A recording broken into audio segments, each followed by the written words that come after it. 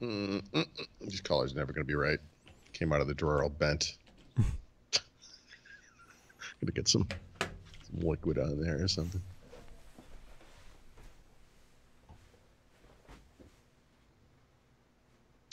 It's nice.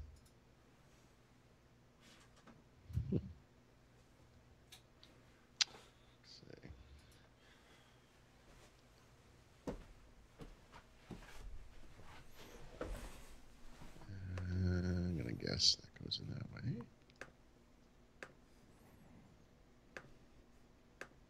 So I got that HP Folio to review. Mm-hmm. Look what it comes with, Brad. Is that a pen loop? Yes, it is, and it's made of leather. Mm-hmm. Is this the highlight of your week? Yeah, pretty much. If you know how my week's been going, and you do, you can sort of see why. What is going on here? Oh, God. Yeah, what's going on with my hair here is what you should be asking. No, I don't know. Oh, all right, hold on. Let's refresh the site. Hmm?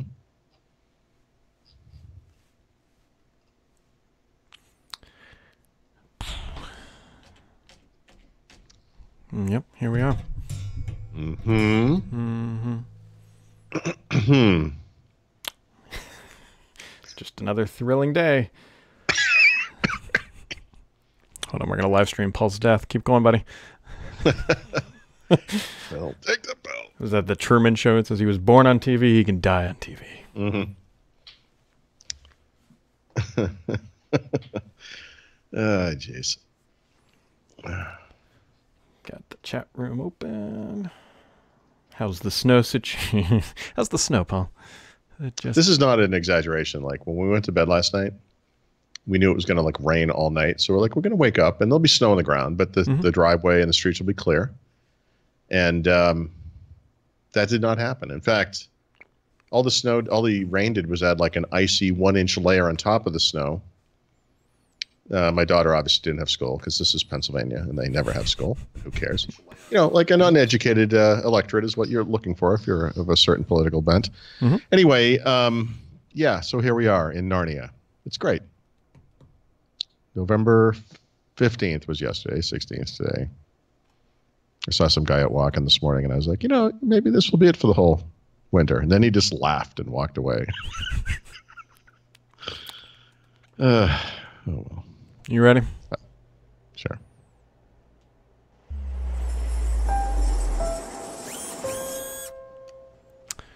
Hello, everybody. Welcome to a live edition of First Ring Daily, where there's some things to be aware of. Not just my unkempt collars. I'll tell you what, Paul. Today was a significant blow to my life. I believe this is being A/B tested, but the fact that Microsoft is now attempting putting ads into the Mail app on Windows 10 almost made me throw my laptop out the window into the snow. You know, I got to be honest. I mean, I'll be outraged about this because I always am. But no, this is just an escalation that's been going on forever, right? I mean, I first used the term slippery slope when they added advertising to what was then called the Bing apps in Windows 8, right? So 2012, right? Yeah. Mm-hmm. It was suddenly that's 6 years ago, you know? Yeah. And the point of my comment was once you go down this path, it's just going to get worse, you know? And it has, right? Ads have appeared everywhere.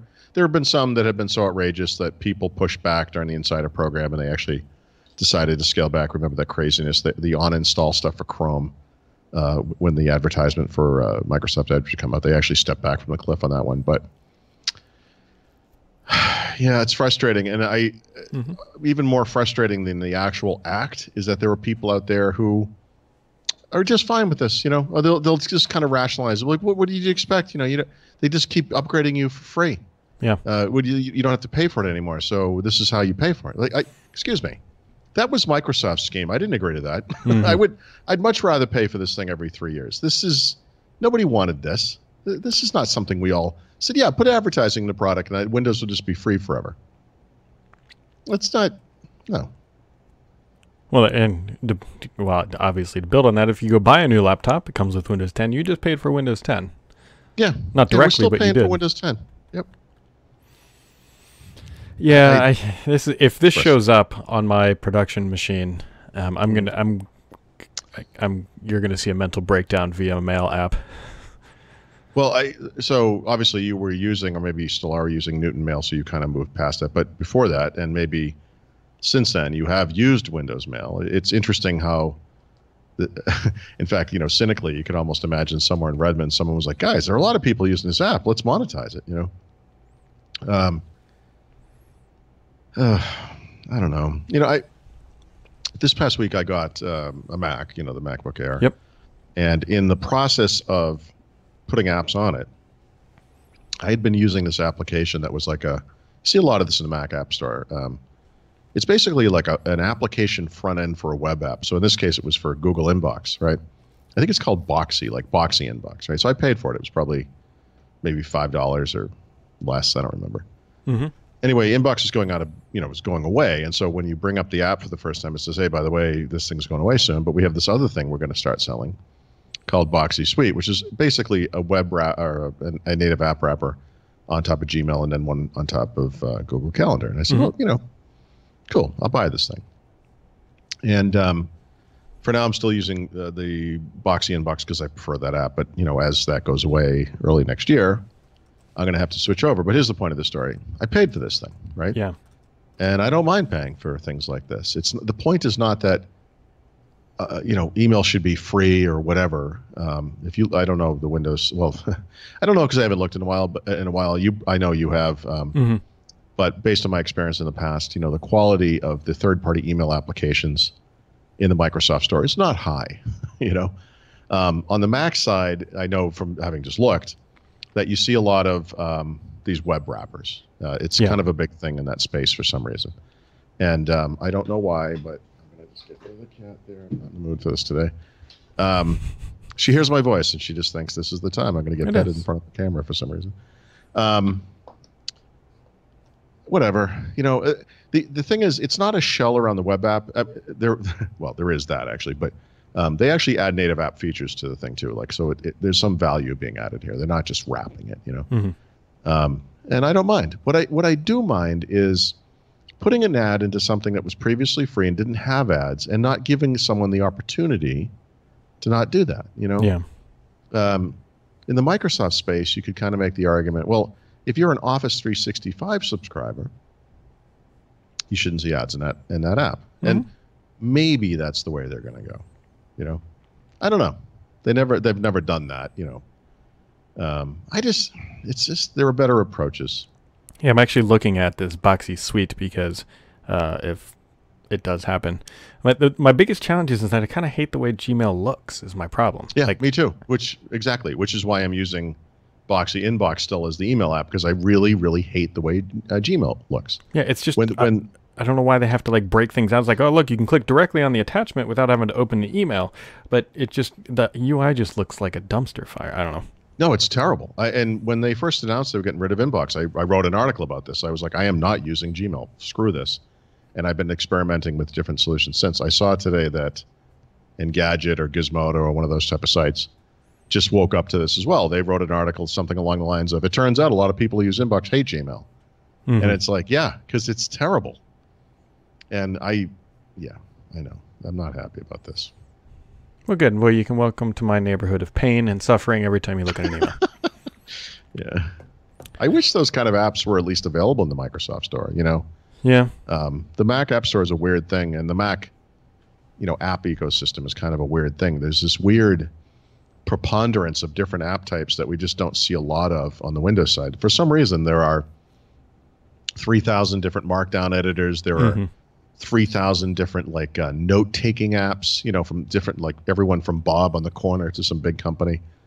I'm sure it's because Mac users are so creative or something. I don't know exactly what it is, but it seems like these things are just basic productivity tools. And it is a fact that the Windows user base is about 1,000 times bigger. I mean, I don't quite understand why this stuff shows up on the Mac. You know? Yeah.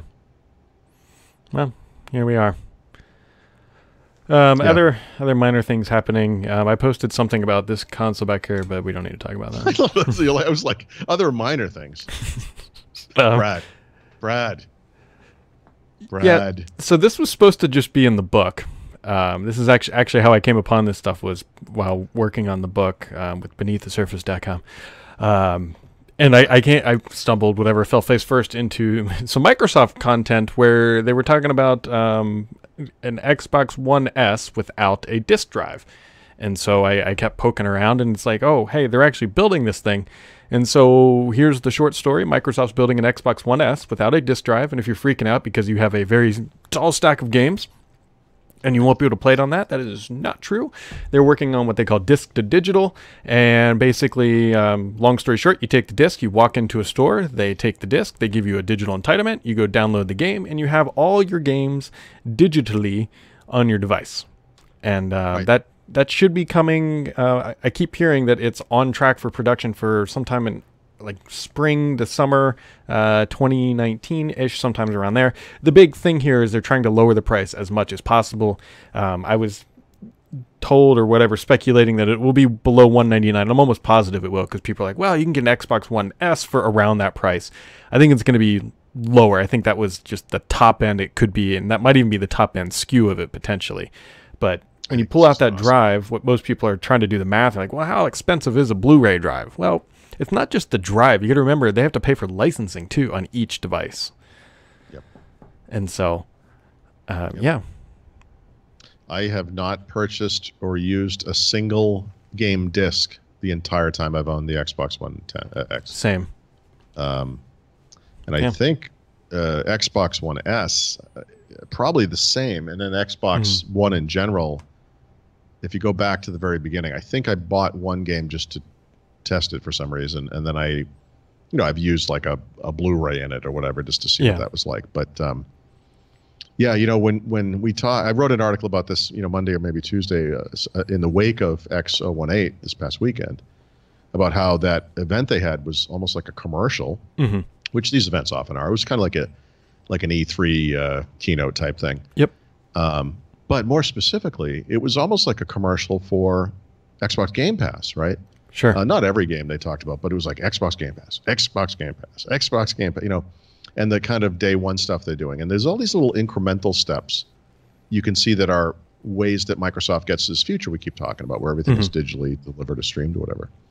Heterogeneous devices, you don't have to worry about the Xbox console. The ability to, like Microsoft's Xbox backward compatibility technology plays into this, right? Because we have games that were made for some platform, but they might be being played somewhere else, on something else, or streamed via something else. How do we make that work? There's the ability to download things before they're available, so they're ready to go the day they're available, right? Which is not like a huge technology problem, but it's still a step to how do we get to this thing. And what you're describing here, this ability to take a collection of disk-based games and get them transferred to digital licenses that are associated with your Microsoft account, this is a huge step to that future, right? This is the enabler, and that kind of gamer-friendly perspective of your investment carries forward, right, is so beautiful. And once you've gone digital, it's just automatic. It's just associated with your account. It's good. Yeah. And for those people who are freaking out because they still want to buy disc games, Microsoft is actually working on an Xbox One S revision, which I don't think will ship until late 2019. And to be honest, we may not be able to tell the difference. I think that this is just an update of the internal guts, just kind of streamlining things, just, again, trying to lower the cost of the device. And that'll be coming. They do this all the time. Yeah, they do. Sony does this all the time. Yeah. In fact, one of the stories I had a week ago was that the PS4 has been revved, PS4 Pro has been revved, I think it was 2 or 3 times since the initial release. And all of it is done, it's done to reduce the cost of the device, because obviously every time they sell one, they make more from it. But also, in the case of the PS4, it was done to reduce the noise, because that thing is really loud. And they've been kind of quietly trying to address that. But to look at the device, you don't really see a difference. It's the same form factor. On the Xbox side, you've seen those costs reduced. Xbox One S, by the way, it was the first cost-reduced version of the Xbox One. With the Xbox 360, there were a number of revisions, and the final version was the one that kind of looked different from all the other ones. It was more kind of a rounded rectangle thing. It didn't have that kind of, the iconic, swoopy, look of the Xbox 360. Again, but just the point of all this was to reduce costs. Yeah, I don't know why I didn't grab this earlier, but I mean, I honestly, so what I've heard is that it's quite literally just like this, but without this. Like, that's just, there's no real differentiator on the outside. Obviously that could change. Exterior stuff is very simple, but there are reasons to keep it the same. Yeah. Thermals being a big one. Yeah. If you've already solved a problem, like why introduce another problem where this new version of the console looks different, all of a sudden has worse thermals or whatever it might be, or is loud, or there's some thing that doesn't work, whatever it might be. Plus for peripherals and things, power supplies, stands, whatever you want, keeping it the same, there's some advantage to it. Yeah. As long as it's not like the giant tank thing they had the first time. That's stupid. Well, there's Xbox One. The old VCR was I'm surprised it didn't top load the games. Now that would have been a neat feature if you could whatever. So anyways, that should be coming, I don't know, I think sometime next year, probably around the springtime, which is real convenient because actually Sony announced that they are not going to be at E3, and if Microsoft does ship new hardware and they get a nice big cycle, I think it's going to be good things for Microsoft, obviously. Well, on the other hand, you have to kind of speculate that why would Sony skip E3 after 20-something years? Probably because they're going to introduce the PlayStation 5. Yeah, I mean, so there's the rumors that the PlayStation 5 may not be unveiled until 2020, but it could just be that they're going to have their own event too. That's always a possibility as well. Right. Because, I mean, realistically, Microsoft doesn't need to be at E3. They could have their own event and people would show up. Same with Sony. Having people show up to an event, I don't think even matters. The big thing here is when you stream it. Like I said, the E3 press conference is just a hour and 40-minute long commercial. It's just game. And I'm sure it's premiere. Awesome. Yeah, you're right, exactly. Console exclusive, whatever it is. I'm sure it's cool for the people that go there from Microsoft. And I'm sure it's cool for the people who go there just to see the stuff because live audiences are awesome or whatever. But I mean, honestly, that what matters long term is not the people in the room.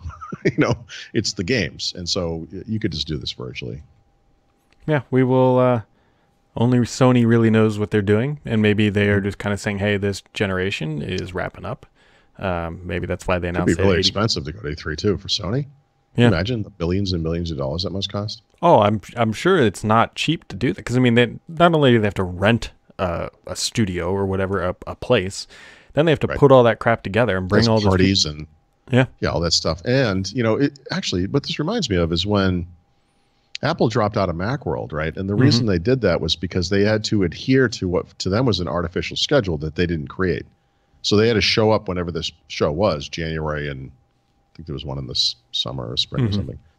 And they had to announce stuff, and they were like, we're not always ready on that schedule. We have our own schedules. Sometimes Apple likes to take 7 years before they update a product, so... having something every January, whatever the schedule was, is not necessarily the ideal for them. Yeah, and that's actually very plausible as well. I didn't even think about that I don't know. Maybe announcing things in, June just isn't a good time to do it. Very well could be that. Yeah, right. I've always thought that. Well, think back to they did this with the iPhone, which was announced in January because of a Macworld, and then didn't ship till June. There was the original iPad, which was announced in, I think, January, but didn't come out until April or whatever time frame it was. I think you lose a little bit of momentum when you have that much time. And you could also get people who second-guess purchases when they have too much time to think about it, right? You put a bunch of money down on an iPad or a console or whatever it might be. And then, 5 months goes by, or maybe you don't even put it down. It doesn't really matter. But then over time, you're like, I don't know. I don't really need this thing. Like, why did I order this? And you just kind of don't do it now, I don't know. I wonder when I would have to think that the biggest selling time of the year for games and stuff has got to be like right about now. Like it's got to be ramping up probably right up until, December 24th or something like that. Yep. And I don't follow the Sony stuff close enough to know this, but I know on the Microsoft side, there have been some high-profile disappointments when games that are really eagerly anticipated are delayed. I think that happened to Cuphead. It's absolutely happened to Crackdown 3 more recently. Multiple times. Well, that's the thing. Like, you kind of announce something, and then the next year, E3 comes around, and you announce it again. And, like, you start to look kind of stupid when that stuff happens. So I don't know if that actually happens to Sony, but it must happen sometimes. Yeah. Well, wasn't it not GTA? What was their big Gran Turismo? That used to be their massive racing game that they would release, and I think GT5 was delayed multiple times. Okay. Yeah, I don't remember, but it seems like it would happen. Yeah, because I think it did. And then one other thing here, Paul, we've been asked this multiple times if there's going to be an audible version of the book. Right. And, a couple thoughts. Obviously, if we can do it easily, sure, why not? The biggest challenge right now is we got to get this thing, I got to get this thing done and shipped and out the door. Because I have no idea what an audible version entails and how we would execute it. I can't even imagine what the recording process is. I find myself drained, when I do Windows Weekly. It's 2 hours of talking, and I don't know. I get it, and I have to say, I don't know if you read the thing I wrote this morning, because this came up in the Ask Paul a little article, bit, yeah. But, there's a David Cross audiobook. David Cross is a comedian and an actor. He was in Arrested Development, and he wrote a book that was called something like, I forgot the name of it, like This Is Why I Drank, or something like that. Anyway, I used to listen to it, like, when I travel, and he's funny, and there's a great section about the Belushi, which is Jim Belushi, who's terrible. But what he did in this audiobook, and I've listened to tons of audiobooks, and this is kind of unique to me at least, was he would just be, reading from the book as you do. That's the audiobook. And then he would kind of pause and just go off on this side thing that wasn't in the book.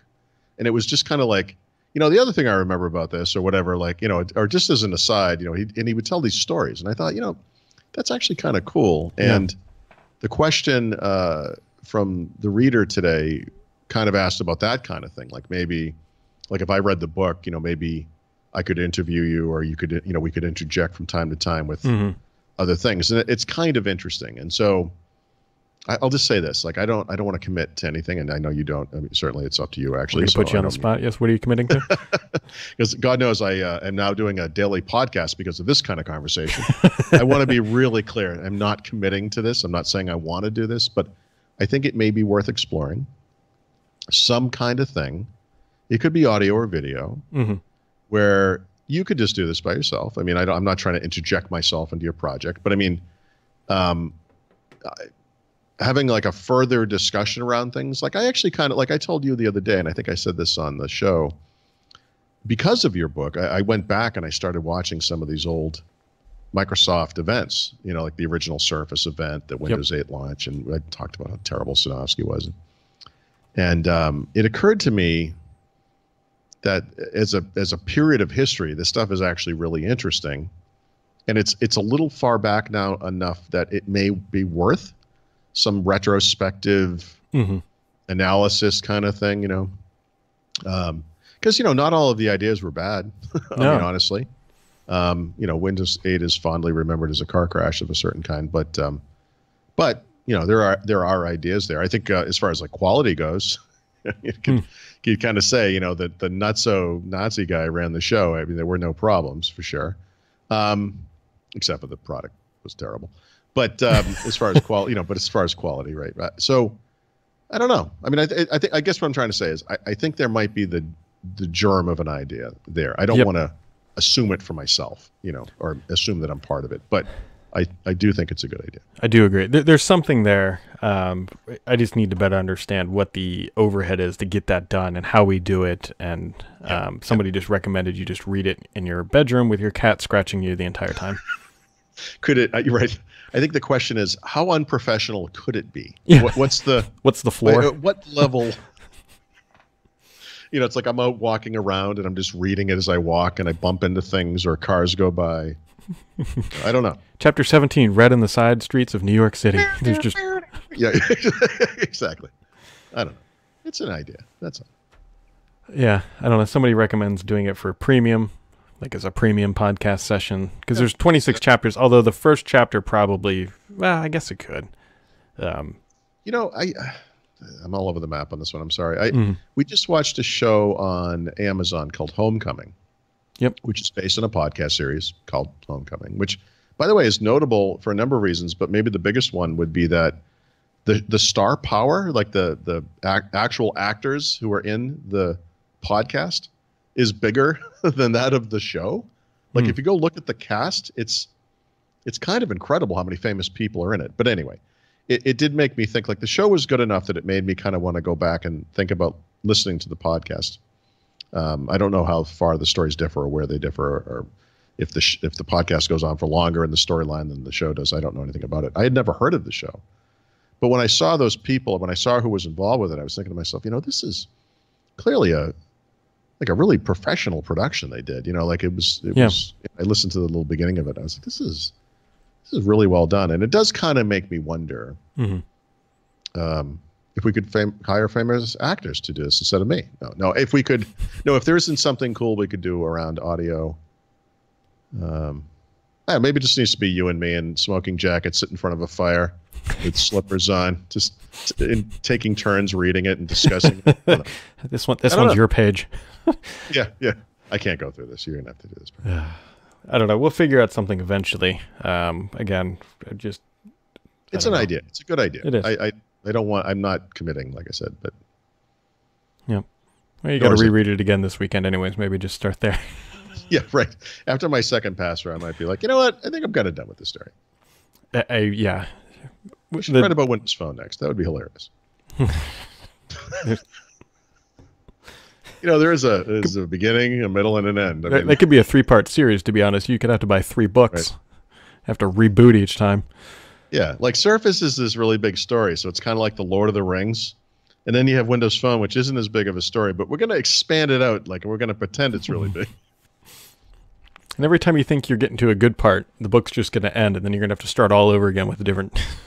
Right. Oh, boy, they tried, I guess. I don't know. Oh, man. All right, you got anything else for the day, Mr. Thurrott?